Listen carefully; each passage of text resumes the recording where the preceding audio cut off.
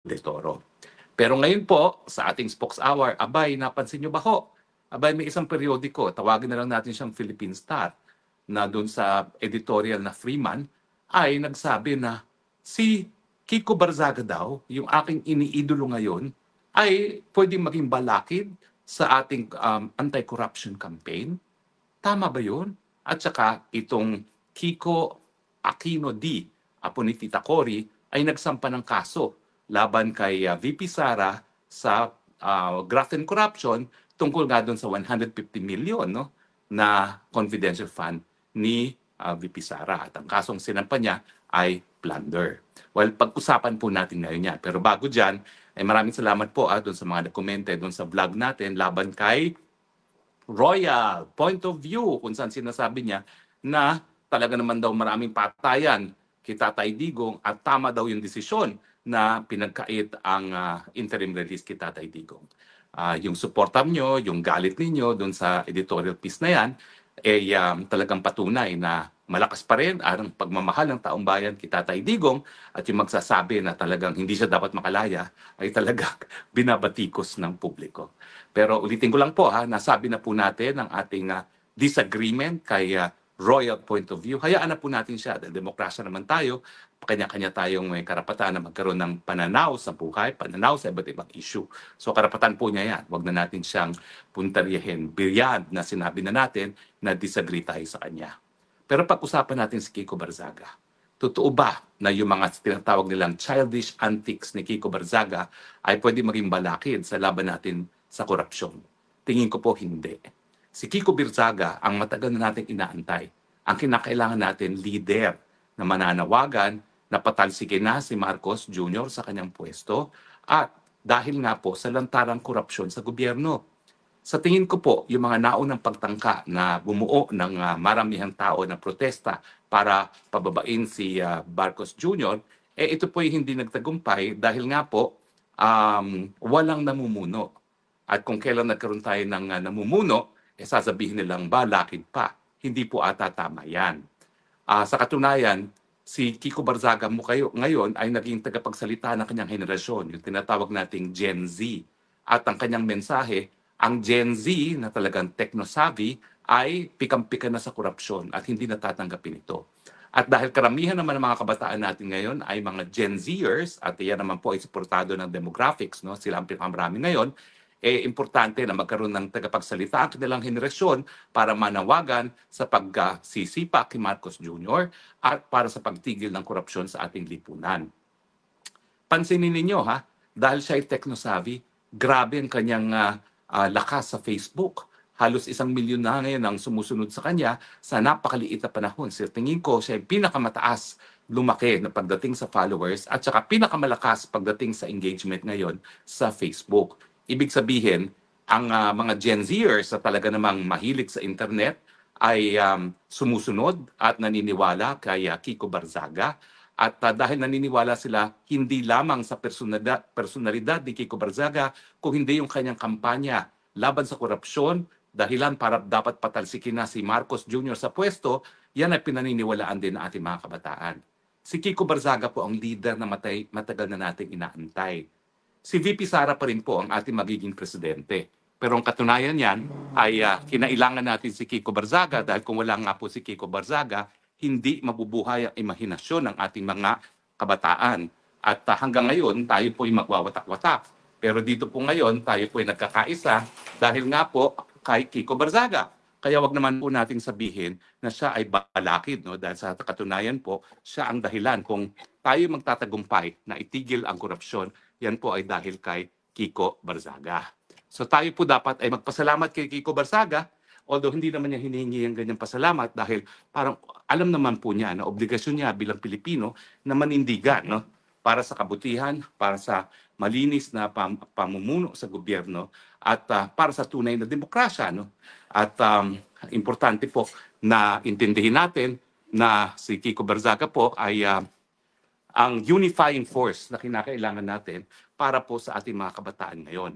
So, pasalamatan na lang po natin si Kiko Barzaga, suportahan natin si Kiko Barzaga, dahil kung wala po si Kiko Barzaga, siguro po nananatili pa rin tayong watak-watak at hindi po magbubuo yung mga kilos protesta na nakikita natin ngayon na umuusbong. Ang nakakadabang puso po talaga, talagang mga kabataan na ngayon ang lumalabas sa kanilang mga eskwelahan, sa kanilang mga classrooms para iparinig ang kanilang paninindigan na sila ay laban na rin sa korupsyon, na sila ay sawang-sawa na sa ganitong sistema at hindi na sila papayag na magpatuloy ang ganitong gobyerno. Ang sinasabi nila kasi yung mga ginagawa ni Kiko Barzaga na hindi sumipot sa Ethics Committee kasi siya daw ay napuyat sa kaka-computer games, yan daw po ay childish at natitrivialize yung laban sa korupsyon. Far from it. Nung sinabi po ni Kiko Barzaga na maglalaro na lang siya ng computers kesa umattend ng ethics hearing, alam naman po kasi niya na meron ng desisyon na nabuo dyan. Yan po ay moro-moro na lamang. Alam po natin na patatahimikin si Kiko Barzaga sa pamamagitan ng pagpapatalsik sa kanya sa Kongreso. Itaga po niya yan sa bato. Habang narariyan po ang Marcos Jr., sisiguraduhin nila, sisipain nila si Kiko Barzaga sa Kongreso. Kaya nga po, binansagan ko na, hindi bale, Kiko Barzaga. Maski ikaw ay patalsikin nila, ikaw naman ang tunay na People's Congressman. Dahil ikaw talaga ang naninindigan sa sentimiento ng taong bayan laban sa korupsyon. Kaya hindi po childish yun. Kaya sinabi niya na maglalaro na lang siya ng computer games. Dahil alam niya, kahit ano pang sabihin niya ron, meron na pong script na susundin ang mga taga-suporta ni Marcos Jr. At yung script mo nga yan ay para sipain siya sa Kongreso. Sa akin naman po, pag sinipa siya sa Kongreso, lalong magagalit po ang tambayan. Dahil sa ngayon po, kung magkakaroon tayo ng survey, ang pinakapopular na congressman ngayon po dyan sa Kongreso, wala pong iba kundi si Kiko Barzaga. So wag naman po. Meron din nagsabi na isang DDS na dapat sumipot naman daw si Kiko Barzaga at hindi lang salita ng salita. Naintindihan ko po inyong sentimiento, no? Pero si Kiko Barzaga po, siya yung boses na inaantay natin na matagal na. Wala talagang boses, walang leader na nagsasabi, Marcos, magbitiw ka na dahil ikaw ay corrupt. Yan po si Kiko Barzaga. Wala naman pong bantayan na aagawin niya ang pagiging presidente kay Sara Duterte dahil sa saligang batas, hindi siya qualified. Si Sara Duterte pa rin po ang presidente natin kung matatanggal si Marcos Jr. dahil siya naman po ang constitutional successor. No? At ulitin ko po, dahil sa edad, hindi naman po qualified si Kiko Barzaga maging sumunod na presidente. Pero para maging presidente si VP Sara, kinakailangan ngayon na siya maging presidente. Bakit? Kasi kung aantayin pa natin ng 2028 at nakaupo ang mga Marcoses at nandyan pa rin si George Garcia at nandyan pa rin yung makina na pinili ni Lisa Araneta Marcos, sigurado po hindi nila pananalunin si VP Sara. So kinakailangan magdesisyon na po ang taong bayan. Sisantihin na itong Marcos Jr. Iupo na si VP Sara. At yung tao, yung people power na kinakailangan natin para makamit yung ganyang adhikain, ay nabubuo na po unti-unti dahil kay Kiko Barzaga. So wag po nating sabihin na kinakailangan magpakita sa Kiko Barzaga. Dahil nagpakita naman po siya. Yung nanawagan siya ng rally dyan sa labas ng Forbes Park, syempre iniwasan niya si John Vic Remulla dahil kung siguro nag-abot sila, aaresto si John Vic Remulla. At nasabi nga ni Kiko Barzaga na yung mga mayayaman, mga bilyonaryo ngayon sa Forbes Park ay ididemanda daw siya. Hindi ko alam kung anong kaso, no? Dahil ang ginawa naman ni Kiko Barzaga ay yung kanyang karapatan ng malayang pananalita, no? At karapatan na sumapi sa isang mapayapang pagtitipon para ilabas ang kanilang hinaing laban sa gobyerno, no? So wala po ako nakitang krimen na ginawa si Kiko Barzaga kung hindi siya po ay nagpakita nung liderato ng matagal na nating inaantay. Matagal na po galit ang tao kay Marcos. Kaya lang, walang leader na tumatayo na nagsasabing, Marcos, umalis ka dyan. Yan na po si Kiko Barzaga. Marcos, umalis ka dyan dahil ikaw ay corrupt. Kaya po dapat tayo magdiwang dahil sa wakas nagkaroon tayo ng ganyang leader.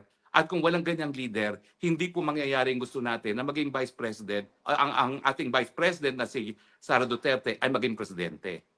Alam niyo po, ang problema kay VP Sara, masyado siyang merong delikadeza. Masyado talaga po ang kanyang delikadeza. Ayaw niyang manawagan, lantara na Marcos resign dahil siya makikinabang. Ayaw niyang lumabas na siya ay power hungry. So hayaan na natin na si Kiko Barzaga ang magsabi nung ayaw sabihin ni Inday Sara Duterte dahil sa delikadeza. Purihin po natin si Kiko Barsaga, wag natin siyang pulaan. Hindi po siya balakid. Siya po talaga ay magiging instrumento para magtagumpay ang people power laban kay Marcos Jr. Iwanan naman po natin si Kiko Barzaga at puntahan natin yung kaso ng pandarambong na hinain nitong apo ni Cory Aquino laban kay BP Sara dahil nga doon sa 150 million confidential funds. Unang-una, iho, Kiko, bata ka pa, bago ka pinanganak, bago ka naging tao pa man. Alam niyo po, ang pamilyang Duterte sumuporta sa inyong lola. Yung nanay po ni Tatay Digong at si Tatay Digong mismo noong 1986 nakibaka para kay Cory Aquino dahil naniwala sila na dinaya ni Marcos si Cory Aquino sa snap elections. Kaya po sa Davao, panalo pa rin ang Cory Aquino dahil po sa pamilyang Duterte. Dahil ako po saksi na linapitan talaga ng mga tao at ni Cory Aquino mismo si Ma'am Soledad, ang mami ni Inday Sara noong 1986 at nakimarcha nga sa Kalansangan si Soledad at si Digong Duterte sa kalye para hingin na dapat respetuhin ang mandato ng bayan at iupo si Tita Cory bilang presidente. Katunayan, dahil sa suporta ng mag-ina kay Tita Cory, Kiko, makinig ka, si Tita Cory inappoint si Digong bilang OIC Vice Mayor. At dahil siya ina-appoint na OIC Vice Mayor, yan ang naging simula ng kanyang political career. Dahil matapos na siya ay maging appointive OIC Vice Mayor, tumakbo na siya sa susunod na eleksyon. Kasama ang partido ni Cory, although meron na siyang lokal na partido, yung Hugpong na nabuo na pero aliado pa rin doon sa partido ni Cory para maging mayor ng Davao City. Alam ko po yan. Dahil yung eleksyon na yon, na-meet ko rin po si Mrs. Soledad. Humingi po ako ng suporta para doon sa aking kamag-anak na si Jovi Salonga na tumakbo para senador nung kauna-unahang eleksyon matapos ang martial law. At nag-number 1 naman po sa Davao City, si Jovi Salonga. So Kiko, sana ikaw, binalikan mong kasaysayan mo. Bakit mo ididemanda ngayon ang kaalyado ng iyong lola na pinakamamahal? Pangalawa, bakit galit na galit ka kay Inday Sara at ayaw mo siya maging presidente? Ikaw ba, dahil dun sa 24 billion na ibabayad sa inyo ng administrasyon ni Marcos Jr. para sa Luisita, ibinenta mo na iyong paninindigan para lamang dito sa mga pilak ng ginto na kabayaran sa Luisita? Wag naman. Kasi ako naniniwala pa rin ako, yung lolo mo na si Ninoy at si Cory, hindi ibebenta ang kanilang mga paninindigan kahit gaano pang karaming pilak ng ginto. So isang tabi mo na yung bilyon-bilyones na makukuha ninyo sa gobyerno at harapin ang katotohanan na ang Marcos administration nasa DNA ang pagiging korap. Kaya kinakailangan matanggal na sa pwesto at iupo na yung nakatalagang papalit sa kanya sang-ayon sa saligang batas na naging legacy na yung lola na si Tita Cory. Bakit mo hahayaan na kahit sinong umupo kapalit ni Marcos? At bakit ka papayag na magpatuloy si Marcos sa pwesto ngayong alam mo talagang lantaran ng korupsyon? Ano ka ba? Bulag at bingi, Kiko? Hindi mo ba alam na trilyones na ang ninakaw sa kabanang bayan ni Marcos Jr., ni Tambaluslos, ni Zaldico? Saan ka bang planeta nakatira? Iho, gumising ka na sa katotohanan. Hindi ibig sabihin na makakakuha kayo ng 24 billion para sa Hacienda Luisita, isang lupain na nakuha nyo naman dahil pinautang nyo sa mga magsasaka, rinimata nyo, at yung perang pinautang nyo ay ganong naman sa Revolusyon ng Pilipinas, ikaw ngayon, mas gugustuhin mo pang maging Marcos. Ang mensahe ko po, hindi lang kay Kiko, sa lahat ng dilawan. Bakit nyo kinakalimutan na sa mulat-mula, ang Tatay Digong ay sumuporta kay Tita Cory? At ngayon, pinalit niyo pa ang Marcos kesa kay Tatay Digong na sumuporta kay Tita Cory. Bakit niyo tututulan si BP Sara bilang karapat-dapat na tagapagpalit o papalit kay Marcos Jr. dahil nga sa kanyang korupsyon sang-ayon sa saligang batas na iniwan bilang legacy ni Tita Cory? Gumising na kayo sa katotohanan. Kung talaga kayo naniniwala sa malinis na pamumuno, wala pong bahid ng korupsyon si Sara Duterte. Yung confidential funds po, binigyan na tayo ng isang pinaggamitan. Yung korupsyon ni Zaldico sa pagsusupply ng mga laptop sa DepEd. Yan po, isa sa mga bagay na ginamitan ng intelligence funds. Bakit hindi naman masiwalat kung paano ginastos ang confidential fund? Kiko, pinag-aral ka naman ng iyong mga magulang. Ano ba ibig sabihin ng confidential? Ang confidential ba sinisiwalat sa publiko? Di ba ang confidential? Hindi sinisiwalat, kaya nga confidential ang tawag. Mahiya ka naman sa lolo mong Ninoy at saka sa lola mong Cory kung hindi ka nakakaintindi sa confidential, as in private, as in not for public disclosure. At bakit 150 million ang pupuntiryahin mo? Ang puntiryahin mo, yung halos 6 billion na confidential fund ni Marcos Jr. Kiko, ang pumatay sa lolo mong Ninoy, si Marcos Sr. Huwag kang kumampi sa mga Marcoses.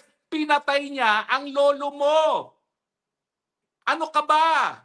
Gumising ka naman. Huwag ka magpabulag sa 24 billion na alam ko malaki ang party mo. Dahil ikaw ay eredero. Unahin mo muna naman yung kasaysayan hindi lang ng pamilya mo, kung hindi ng Pilipinas. Magnanakaw ang mga Marcos. Mamamatay tao ang mga Marcos. Nagtotorture ang mga Marcos. Nagdedesperasido ang mga Marcos. Binebenta ng mga Marcos ang Pilipinas sa mga dayuhan, kapalit ng suporta ng mga dayuhan. Dahilan kung bakit tayo ngayon ay nasa kuko ng digmaan dahil kinaladkad na naman tayo ng isang Marcos sa isang gera na wala naman tayong kinalaman. Huwag ka magpabulak sa 24 billion na makukuha mo as just compensation sa Hacienda Luisita. Balikan mo ang ginawa ng Marcos. Kung ayaw mong tignan ang ginawa nila sa bayang Pilipinas, sa pamilya mo, pinatay ang lolo mo. Kung ako nung kabataan ko, nagmarcha dahil sinuportahan ko ang lolo mo, bakit hindi mo magawa yan?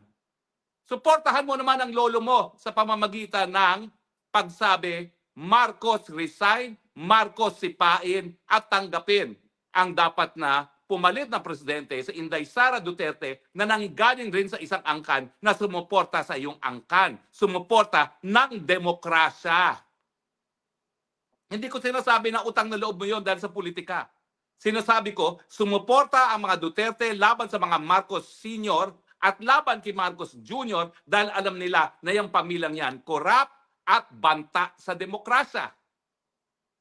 Yan din ang dahilan kung bakit dapat, Kiko, ikaw, sumuporta ka kay Sara Duterte. Ano ba ho? Tama ba ako o mali? Dapat po, kung alam nyo ang Facebook, alam nyo ang Twitter, alam nyo ang X, alam nyo ang TikTok ni Kiko, kinakailangan sabihan nyo po siya. Buksan ang mata, huwag magpabulak sa pilak na ginto na ngayon po ay sinasabing ibibigay ng Marcos administration sa angkan ng Cojuangco at Aquino para sa Hacienda Luisita. Huwag naman pong ibenta ang demokrasya para lamang sa pilak ng ginto. Mabuhay ka, Congressman Barzaga. Mabuhay ka, VP Sara. Ikaw ang nakasaad sa saligang batas na kapalit ni Marcos Jr. At dahil hindi nakarapat-dapat manatili si Marcos dahil siya'y adik, siya'y corrupt, siya'y mamamatay tao, kinakailangan tanggalin na si Marcos Jr., ipalit na si VP Sara bilang Vice President. Kapangyarihan na natin yan bilang mga mamamayan, soberenyang mamamayang Pilipino. Maraming salamat po sa inyong patuloy na pagtangkilik. Pasensya na po, medyo naha-high blood na naman. Pero ang panawagan ko po sa angkang Aquino at Cojuangco, huwag po magpabulak dahil lamang sa ilang pilak ng ginto. Huwag pong gayahin ang ginawa ni Judas sa ating may kapal. Salamat po sa inyong patuloy na pagtangkilik. Ito po inyong spokesman bayan, Harry Roque, nagsasabi, mahal kong Pilipinas, ito lang ang aking tanging lupang sinilangan. Pagpalain po ng Panginoon ang bansang Pilipinas. Hanggang sa muli po, salamat po muli.